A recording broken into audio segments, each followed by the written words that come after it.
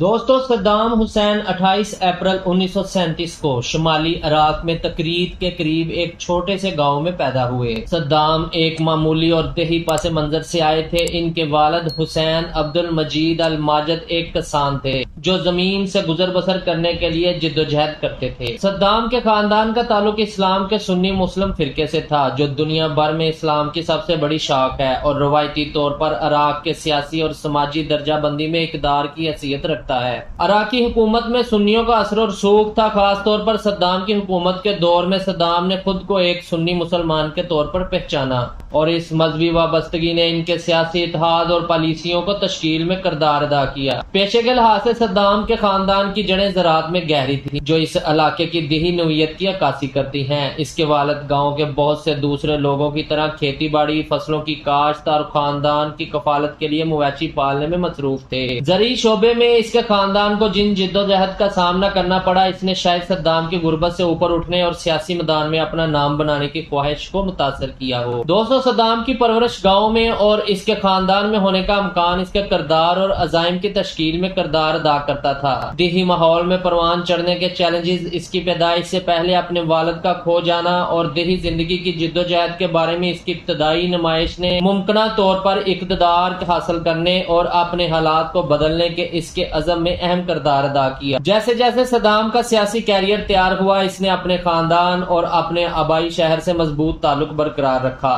Tikrit اس کی جائے پیدائش کے قریب شہر اہم رہا کیونکہ یہ اس کی حکمرانی کے لیے طاقت کا مرکز بن گیا۔ اس کے بہت سے وفادار حامی اس علاقے سے تعلق رکھتے تھے۔ ان کے خاندانی پس منظر اور تکریت سے تعلقات نے حکمرانی کے بارے میں ان کے نقطہ نظر اور اپنے اندرونی دائرے میں اقتدار کو مستحکم کرنے کی کوششوں کو متاثر کیا۔ اس کے والد کی پیدائش سے پہلے موت کے بعد صدام کی پرورش اس کے ماموں خیر اللہ طلفہ نے کی جو ایک اسکول ٹیچر تھے۔ طلفہ کے اثر و رسوخ نے صدام کی ابتدائی تعلیم میں ایک کردار ادا کیا۔ اس نے اپنے آبائی شہر العوجہ کے ایک پرائمری اسکول میں تعلیم حاصل کی جہاں اس نے پڑھنے لکھنے اور ریاضی کی بنیادی تعلیم حاصل کی۔ تاہم خاندانی اور سیاسی واقعات کی وجہ سے صدام کی تعلیم میں خلل پڑا۔ 1940 کی دہائی کے آخر میں اس کے چچا کو سیاسی سرگرمیوں کی وجہ سے گرفتار کر لیا گیا اور صدام کو بغداد میں ایک اور رشتہ دار کے ساتھ رہنے کے لیے جانا پڑا۔ اس اقدام نے اس کی رسمی تعلیم کو متاثر کیا اور اسے عراقی معاشرے کے زیادہ شہری اور سیاسی پہلوؤں سے روشناس کرایا۔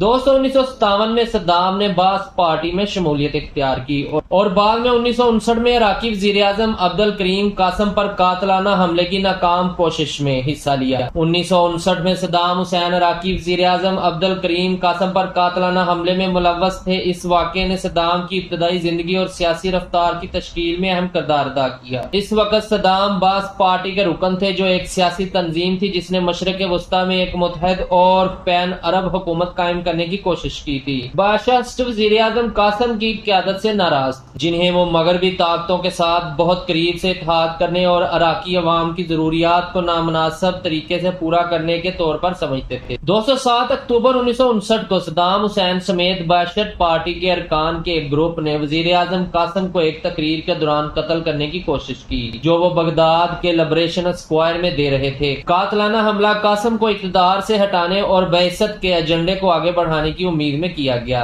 کوشش کے دوران قاسم کی گاڑی پر گولیاں چلائی گئیں لیکن وہ محفوظ رہنے میں کامیاب ہو گیا۔ تاہم حملے کے دوران صدام زخمی ہو گیا۔ اسے ٹانگ میں گولی لگی تھی اور اس کے زخم کو طبی علاج کی ضرورت تھی۔ کوشش کے بعد اس نے حکام کی گرفت سے بچنے کے لیے مختلف بعثت کے ہمدردوں کے گھروں میں پناہ لی۔ قتل کی کوشش بالآخر ناکام ہو گئی اور قاسم کی حکومت نے بعثت پارٹی کے اراکین اور حامیوں کے خلاف کریک ڈاؤن شروع کیا۔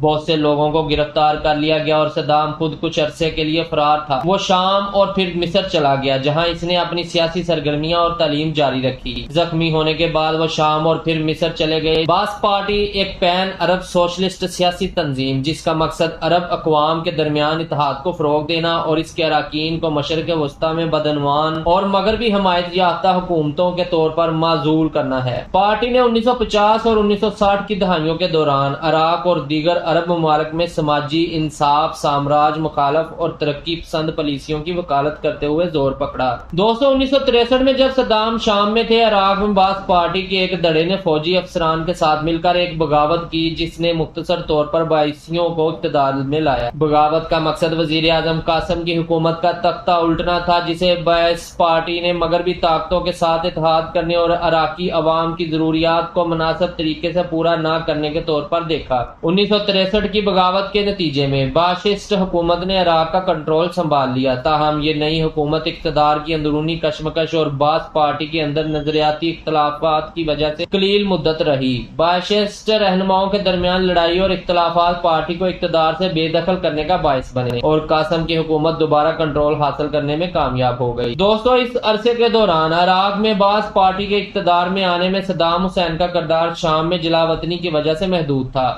تاہم 1963 کی ناکام بغاوت نے صدام کے سیاسی کیریئر میں ایک اہم موڑ کا نشان لگایا۔ انہوں نے ایک متحد اور منظم باعث پارٹی کی ضرورت کو تسلیم کیا اور اس کے اندرونی ڈھانچے اور قیادت کو مضبوط کرنے کے لیے نکلا۔ اس کوشش نے بالآخر پارٹی کی صفوں میں ان کے عروج کا باعث بنا۔ یہ 1968 میں ایک اور بغاوت تک نہیں ہوا تھا کہ احمد حسن البکر کی قیادت میں اور صدام حسین کے ساتھ باعث پارٹی نے عراق میں کامیابی کے ساتھ اس واقعہ نے صدام کے اقتدار پر چڑھنے اور اس کی حتمی صدارت کا آغاز کیا۔ صدام کی قیادت میں عراق نے 1972 میں اپنی تیل کی صنعت کو قومیہ لیا، جس سے اس کی اقتصادی اور سیاسی سمت میں ایک اہم تبدیلی آئی۔ تیل کی صنعت کو قومیہ جانا صدام حسین کے ابتدائی اور اہم ترین فیصلوں میں سے ایک عراق کی تیل کی صنعت کو قومی آنا تھا۔ 1972 میں ان کی حکومت نے عراق کے تیل کے وسائل کو مؤثر طریقے سے ریاستی کنٹرول میں لاتے ہوئے عراق پیٹرولیم کمپنی IPC میں غیر ملکی حصص کا کنٹرول سنبھال لیا۔ اس اقدام نے عراق کو اپنی تیل کی دولت اور محصولات پر زیادہ کنٹرول حاصل کرنے کا موقع دیا، جس نے صدام کے ترقیاتی منصوبوں اور فوجی تعمیرات کو فنڈ دینے میں اہم کردار ادا کیا۔ دوستو صدام حسین نے عراق کی معیشت کو جدید بنانے اور تیل کی آمدنی پر ملک کا انحصار کم کرنے کے لیے پرجوش اقتصادی ترقی کے منصوبے شروع کیے تھے۔ ان منصوبوں کا مقصد مختلف شعبوں بشمول زراعت، صنعت اور انفراسٹرکچر میں سرمایہ کاری کر کے معیشت کو متنوع بنانا ہے۔ سڑکوں، پلوں، ڈیموں اور دیگر ضروری سہولیات کی تعمیر کے لیے بڑے پیمانے پر بنیادی ڈھانچے کے منصوبے شروع کیے گئے۔ زمین کی ملکیت کی دوبارہ تقسیم اور دیہی برادریوں کو بااختیار بنانے کی کوشش میں صدام حسین کی حکومت نے زمینی اصلاحات نافذ کی۔ ان اصلاحات کا مقصد بڑی زمینوں کو توڑنا اور کسانوں میں زمین کی تقسیم کرنا تھا، جس کا مقصد زرعی پیداوار کو بہتر بنانا اور دیہی غربت میں کمی لانا تھا۔ دوستو صدام حسین کی حکومت نے عام عراقیوں کے حالات زندگی کو بہتر بنانے کے لیے مختلف سماجی بہبود کے پروگرام نافذ کیے، جن میں سبسڈی والی خوراک اور تعلیم شامل ہیں۔ ان پروگراموں کا مقصد سماجی استحکام کو بڑھانا اور آبادی کے اندر عدم اطمینان کو کم کرنا تھا۔ دیہی ترقی کی اہمیت کو تسلیم کرتے ہوئے صدام حسین کی حکومت نے خوراک کی پیداوار اور خود کفالت کو بڑھانے کے لیے زرعی منصوبوں میں سرمایہ کاری کی۔ اس میں آبپاشی کے نظام کو بہتر بنانے، فصلوں کی پیداوار بڑھانے اور زرعی انفراسٹرکچر کو وسعت دینے کی کوشش شامل تھی۔ دوستو صدام حسین نے تعلیم اور صحت کی دیکھ بھال میں سرمایہ کاری کو ترجیح دی، جس کا مقصد انسانی سرمایہ کو بہتر بنانا اور عراقیوں کے لیے مجموعی معیار زندگی کو بلند کرنا تھا۔ تعلیم اور صحت کی دیکھ بھال کی خدمات کو وسعت دی گئی اور خواندگی کی شرح کو بڑھانے اور بنیادی طبی دیکھ بھال تک رسائی فراہم کرنے کی کوشش کی گئی۔ صدام حسین نے اپنے دور حکومت میں عراق کی مسلح افواج اور فوجی صلاحیتوں میں نمایاں اضافہ کیا۔ اس کا مقصد عراق کو ایک مضبوط علاقائی طاقت کے طور پر کھڑا کرنا تھا اور اس نے اپنی خارجہ پالیسی کے مقاصد کو حاصل کرنے کے لیے ایک ذریعے کے طور پر عسکریت پسندی کی پیروی کی۔ دوستو یہ نوٹ کرنا ضروری ہے کہ جب صدام حسین کی حکومت نے کئی پالیسیاں نافذ کی، ان کی حکمرانی کو آمریت، جبر اور انسانی حقوق کی خلاف ورزیوں نے بھی نشاندہی کیا۔ اگرچہ ان میں سے کچھ فیصلوں کے عراق کی معیشت اور ترقی پر مثبت اثرات مرتب ہوئے، لیکن وہ اکثر ایسے طریقے سے نافذ کیے گئے جس سے طاقت کو مرکزی بنایا گیا اور سیاسی اختلاف کو دبایا گیا۔ مجموعی طور پر عراق کے رہنما کے طور پر صدام حسین کے دور میں جرأت مندانہ اقتصادی اقدامات، فوجی توسیع اور آمرانہ حکمرانی کا مرکب تھا، جس نے ایک پیچیدہ میراث چھوڑ دی جس میں مثبت اور منفی دونوں پہلو شامل ہیں۔ دوستو صدام حسین کی اقتدار کی پیاس بڑھتی گئی اور اس نے آہستہ آہستہ عراق کی حکومت پر اپنی گرفت مضبوط کر لی۔ 1989 تک وہ احمد حسن البکر کی جگہ عراق کے صدر بن گئے۔ اس کی حکمرانی اندرونی مخالفت کو دبانے کے لیے وحشیانہ ہتھ کنڈوں سے خصوصیت رکھتی تھی، جبکہ اس نے عراقی آبادی میں شخصیت کا ایک فرقہ پروان چڑھایا۔ 1980 میں صدام نے ایران کے آئل فیلڈز پر حملہ کیا، جس سے ایران عراق جنگ چھڑ گئی۔ ایران عراق جنگ جو 1980 سے 1988 تک جاری رہی، صدام حسین کی قیادت قیادت میں عراق اور آیت اللہ روح اللہ خمینی کی قیادت میں ایران کے درمیان ایک تنازع تھا۔ صدام حسین کے ایران پر حملہ کرنے کے فیصلے کے پیچھے وجوہات کثیر الجہتی تھیں اور سیاسی، علاقائی، نظریاتی اور اقتصادی عوامل کے امتزاج سے منسوب کی جا سکتی ہیں۔ جنگ کے اہم محرکات میں سے ایک عراق اور ایران کے درمیان شط العرب آبی گزرگاہ پر ایک دیرینہ علاقائی تنازع تھا جو دونوں ممالک کے درمیان سرحد کا کام کرتا ہے۔ صدام حسین نے دعویٰ کیا کہ ایران سرحد کے ساتھ عراقی سرزمین پر قبضہ کر رہا ہے، جس میں خرم شہر کا اسٹریٹجک شہر بھی شامل ہے۔ ایران میں 1979 کے اسلامی انقلاب نے جس نے شاہ کا تختہ الٹ دیا اور آیت اللہ خمینی کی قیادت میں اسلامی جمہوریہ کے قیام کا سبب بنا، عراق میں تشویش کو جنم دیا۔ صدام حسین کو خدشہ تھا کہ انقلاب عراق میں شیعہ مسلمانوں کو، جو آبادی کے ایک اہم حصے کی نمائندگی کرتے ہیں، کو اس کی سیکولر بائیسٹ حکومت کے خلاف اٹھنے کی ترغیب دے سکتا ہے۔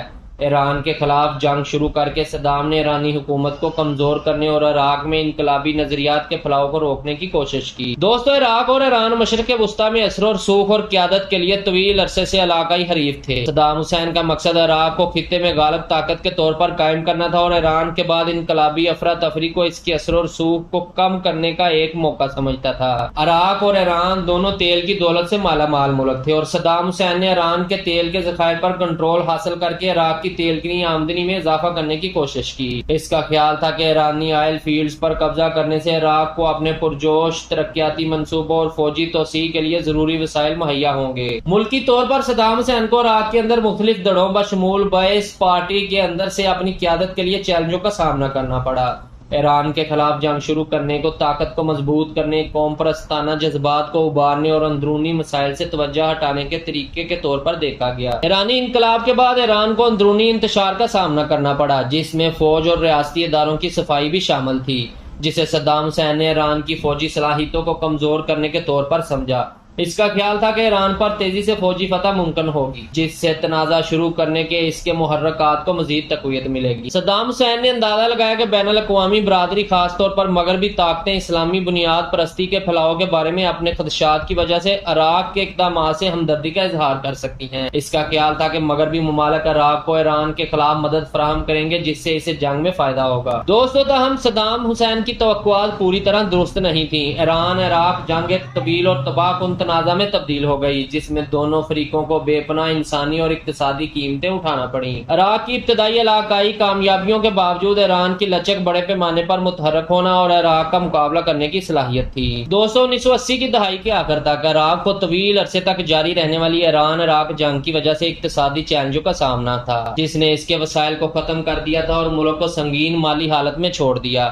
عراق پر کافی قرضہ جمع ہو چکا تھا اور صدام کا خیال تھا کہ کویت اور دیگر خلیجی ریاستیں تیل کی ضرورت سے زیادہ پیداوار کے لیے ذمہ دار ہیں، جس نے تیل کی قیمتوں میں کمی کا باعث بنا۔ اس سے عراق کی تیل کی آمدنی متاثر ہوئی، جس سے ملک کے لیے اپنی مالی ذمہ داریوں کو پورا کرنا مشکل ہو گیا۔ عراق کے کویت پر تاریخی علاقائی دعوے تھے جو عثمانی دور سے تعلق رکھتے تھے۔ صدام حسین نے دعویٰ کیا کہ کویت تاریخی طور پر عراق کا حصہ ہے اور برطانوی نو آبادیاتی حکام کی طرف سے کھینچی گئی سرحد غیر منصفانہ تھی۔ اس نے دلیل دی کہ کویت سرحد کے ساتھ عراقی آئل فیلڈز میں سلینٹ ڈرلنگ کر کے عراقی تیل نکال رہا ہے۔ دوستو، صدام حسین کا مقصد اوپیک کے تیل کی پیداوار کے کوٹے کا بڑا حصہ حاصل کر کے عراق کی تیل کی آمدنی میں اضافہ کرنا تھا۔ ان کا خیال تھا کہ کویت کی آئل فیلڈز کو کنٹرول کر کے عراق اپنی تیل کی پیداوار میں اضافہ کر سکتا ہے اور اپنی اقتصادی پوزیشن کو مضبوط کر سکتا ہے۔ صدام حسین کو امید تھی کہ کویت کا الحاق کر کے وہ کویت اور دیگر خلیجی ریاستوں پر عراق کے قرضے سے معاف کرنے اور مالی امداد فراہم کرنے کے لیے دباؤ ڈال سکتا ہے،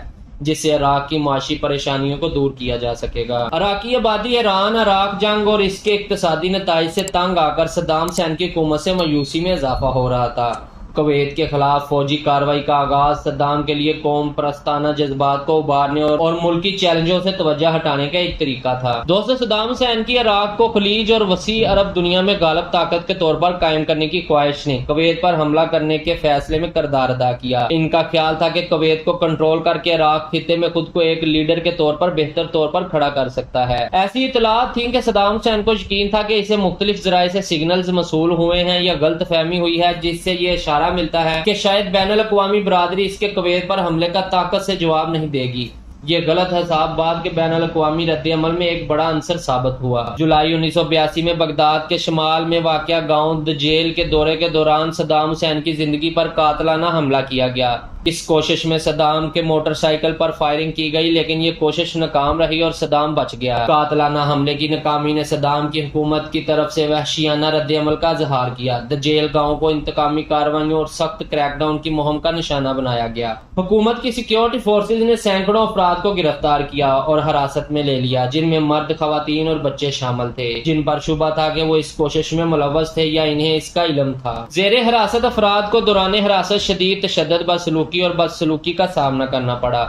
بہت سے لوگوں کو وحشیانہ تفتیشی تکنیکوں کا نشانہ بنایا گیا، جس کا مقصد اعترافات اور معلومات حاصل کرنا تھا۔ حکومت کے اقدامات مناسب عمل کی کمی کی وجہ سے نمایاں تھے اور بہت سے زیر حراست افراد کو بغیر کسی منصفانہ مقدمے کے قید یا پھانسی دے دی گئی۔ 2 اگست 1990 کو کویت پر صدام حسین کے حملے نے امریکہ اور ممالک کے اتحاد کی قیادت میں بین الاقوامی برادری کی طرف سے تیز اور زبردست رد عمل کا آغاز کیا۔ اقوام متحدہ کی سلامتی کونسل نے عراق پر اقتصادی پابندیاں عائد کرتے ہوئے کویت کو آزاد کرانے کے لیے طاقت کے استعمال کی اجازت دے دی۔ آنے والا تنازع، جسے خلیج فارس کی جنگ یا خلجی جنگ کے نام سے جانا جاتا ہے، عراق کو کویت سے بے دخل کرنے کا باعث بنا اور اس کے نتیجے میں خطے میں 2003 کی عراق جنگ سمیت دیگر واقعات کا آغاز ہوا۔ صدام کی آمرانہ حکومت نے عراقیوں، خاص طور پر کرد اور شیعہ آبادی پر ظلم جاری رکھا۔ اس نے کیمیائی حملوں کا سہارا لیا، خاص طور پر 1988 کا جلجہ قتل عام، جس میں ہزاروں کرد مارے گئے۔ 1988 کا جلجہ قتل عام صدام حسین کی حکومت سے وابستہ سب سے ہولناک واقعات میں سے ایک تھا۔ اس میں شمالی عراق کے کرد قصبے جلجہ پر کیمیائی ہتھیاروں سے حملہ کیا گیا تھا، جس کے نتیجے میں خواتین اور بچوں سمیت ہزاروں شہری مارے گئے تھے۔ اس حملے کو جدید تاریخ میں شہریوں کے خلاف کیمیائی جنگ کے مہلک ترین واقعات میں سے ایک سمجھا جاتا ہے۔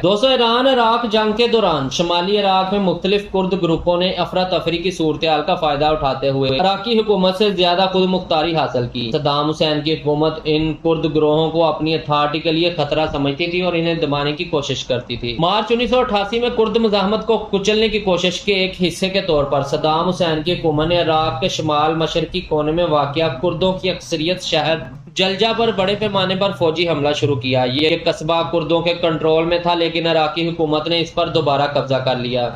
جلجہ کا قتل عام صدام حسین کی حکومت کے مظالم کی علامت ہے۔ اس نے صدام کی بربریت کے بارے میں بین الاقوامی تاثرات کو تشکیل دینے اور اس کے بعد کے سالوں میں عراق کے خلاف کارروائی کے فیصلوں کو متاثر کرنے میں اہم کردار ادا کیا۔ اس حملے نے تنازعات میں کیمیائی ہتھیاروں کے استعمال کو روکنے کے لیے کوششوں کی فوری ضرورت پر بھی زور دیا۔ جلجہ قتل عام کی وراثت عراق میں کرد آبادی اور انسانی حقوق پر وسیع تر گفتگو اور بڑے پیمانے پر مظالم کے معاملات میں بین الاقوامی مداخلتوں کو متاثر کر رہی ہے۔ یہ ان المناک نتائج کی ایک واضح یاد دہانی کے طور پر کھڑا ہے جو اس وقت پیدا ہو سکتے ہیں جب رہنما اپنے ہی شہریوں کے خلاف اس طرح کے انتہائی اقدامات کا سہارا لیتے ہیں۔ ان مظالم کے باوجود صدام کو کچھ عربوں میں حمایت ملی، جنہوں نے اسے ایک ایسے رہنما کے طور پر دیکھا جو مغربی جارحیت کے خلاف کھڑا ہوا۔ خاص طور پر 1991 کی خلجی جنگ کے بعد بعض عربوں نے صدام حسین کے لیے جو حمایت اور تعریف محسوس کی، خاص طور پر 1991 میں خلجی جنگ کے بعد کئی عوامل سے منسوب کیا جا سکتا ہے۔ بہت سے عرب صدام حسین کو ایک ایسے رہنما کے طور پر دیکھتے تھے جو مشرق وسطیٰ میں مغربی سامراج اور مداخلت کے خلاف کھڑا تھا۔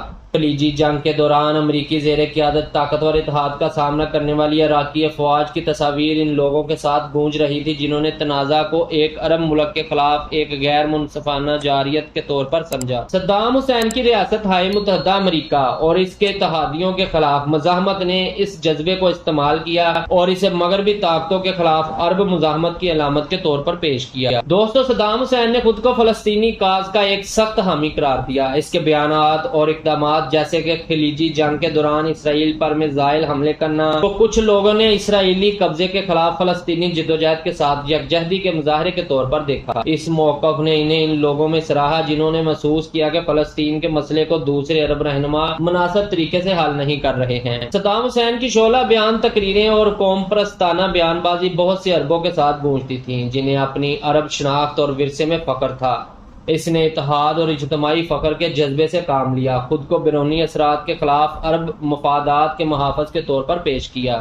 کچھ عرب خطے میں مغربی مقاصد کے بارے میں شکوک و شبہات کا شکار تھے۔ ان کا شبہ تھا کہ خلیجی جنگ میں امریکی مداخلت اور اس کے نتیجے میں ہونے والی مداخلتوں کے پیچھے خفیہ مقاصد ہیں۔ اس شبہ کی وجہ سے یہ تاثر پیدا ہوا کہ صدام حسین کو مغربی تسلط کی مخالفت کی وجہ سے نشانہ بنایا گیا، جس سے ان کے لیے ہمدردی پیدا ہوئی۔ کچھ عرب ممالک کے میڈیا نے صدام حسین کو ایک سازگار روشنی میں دکھایا، جس میں مغربی طاقتوں کے خلاف اس کی مخالفت اور لچک پر زور دیا۔ میڈیا کی اس تصویر نے صدام کی داستان کو مغربی جارحیت کے خلاف کھڑے ہونے والے ہیرو کے طور پر پیش کیا۔ مشرق وسطی پیچیدہ جغرافیائی، سیاسی اور فرقہ وارانہ حرکیات سے متصف ہے۔ صدام حسین کی سنی زیر قیادت حکومت کو کچھ لوگوں نے شیعہ اکثریتی ایران کے اثر و رسوخ کے جوابی توازن کے طور پر دیکھا، جو ایران عراق جنگ اور اس کے بعد کے واقعات کے بعد مضبوط ہوا تھا۔ کچھ سنی اکثریتی ممالک نے صدام کو خطے میں ایرانی اثر و رسوخ کے خلاف ایک مضبوط ہتھیار کے طور پر دیکھا۔ دوستو، یہ نوٹ کرنا ضروری ہے کہ جہاں صدام حسین نے عرب آبادی کے کچھ طبقات کی حمایت حاصل کی، وہیں انہیں دوسروں کی طرف سے بھی نمایاں مخالفت کا سامنا کرنا پڑا، جن میں وہ لوگ بھی شامل ہیں جو اس کی حکومت کے جبر اور بربریت کا شکار تھے۔ صدام کی تاریخ پوری عرب دنیا میں عالمگیر نہیں تھی، اور اس کی میراث اب بھی ایک گہری تقسیم اور پیچیدہ مسئلہ ہے۔ دوستو، نئی صدی کی باری نئے چیلنجز لے کر آئی۔ 2001 میں 11 ستمبر کے حملوں کے بعد امریکہ نے صدام پر بڑے پیمانے پر تباہی پھیلانے والے ہتھیار رکھنے کا الزام لگایا۔ امریکہ میں 11 ستمبر 2001 کے دہشت گردانہ حملوں کے بعد صدر جارج ڈبلیو بش کی قیادت میں امریکہ حکومت نے شروع کیا دہشت گردی کے خطرے سے نمٹنے اور مستقبل میں ہونے والے حملوں کو روکنے پر توجہ مرکوز کریں۔ ان کوششوں کے ایک حصے کے طور پر امریکی حکومت نے اپنی توجہ عراق اور اس کے رہنما صدام حسین کی طرف موڑی۔ دوستو، امریکہ کے صدام حسین پر بڑے پیمانے پر تباہی پھیلانے والے ہتھیار کے استعمال کے الزامات تھے۔ بش انتظامیہ نے تجویز پیش کی کہ صدام حسین کی حکومت اور القاعدہ سمیت دہشت گرد گروپوں کے درمیان روابط ہو سکتے ہیں، جبکہ اس کا کوئی براہ راست ثبوت نہیں تھا۔ جس نے تجویز کیا کہ امریکہ کو یہ حق حاصل ہے کہ وہ سمجھے جانے والے خطرات کو عملی جامہ پہنانے سے پہلے ان کے خلاف فوجی کارروائی کرے۔ یہ نظریہ امریکہ کی 2002 کی قومی سلامتی کی حکمت عملی میں بیان کیا گیا تھا۔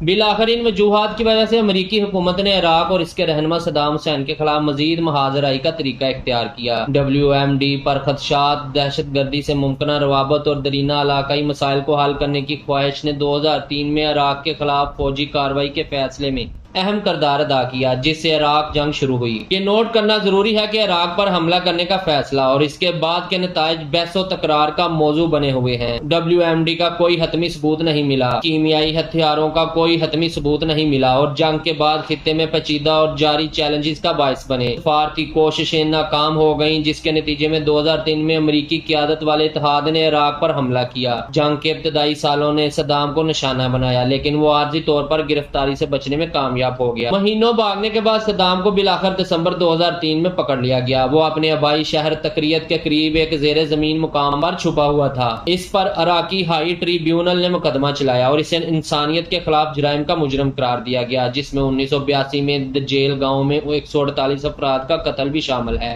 30 دسمبر 2006 کو صدام حسین کو پھانسی دے دی گئی۔ جہاں کچھ عرب صدام کو مغربی طاقتوں کے خلاف مزاحمت کی علامت کے طور پر دیکھتے رہے، وہیں بہت سے عراقیوں نے اسے بے پناہ مصائب کا ذمہ دار ایک ظالم کے طور پر دیکھا۔ اس کی وراثت تنازع کا ایک نقطہ بنی ہوئی ہے۔ کچھ عراقی اس کی حکومت کی نسبت سے استحکام اور خوشحالی کے خواہاں ہیں، جبکہ دوسرے جبر اور انسانی حقوق کی خلاف ورزیوں کو یاد کرتے ہیں جو اس کی حکمرانی کی خصوصیت رکھتی ہیں۔ دوستو، صدام حسین کی کہانی طاقت، جنگ اور متضاد تصورات کی ایک پیچیدہ داستان ہے، جو اس کے ہنگامہ خیز دور حکومت کے نتیجے میں رہ جانے والے گہرے جذبات اور تقسیم کی عکاسی کرتی ہے۔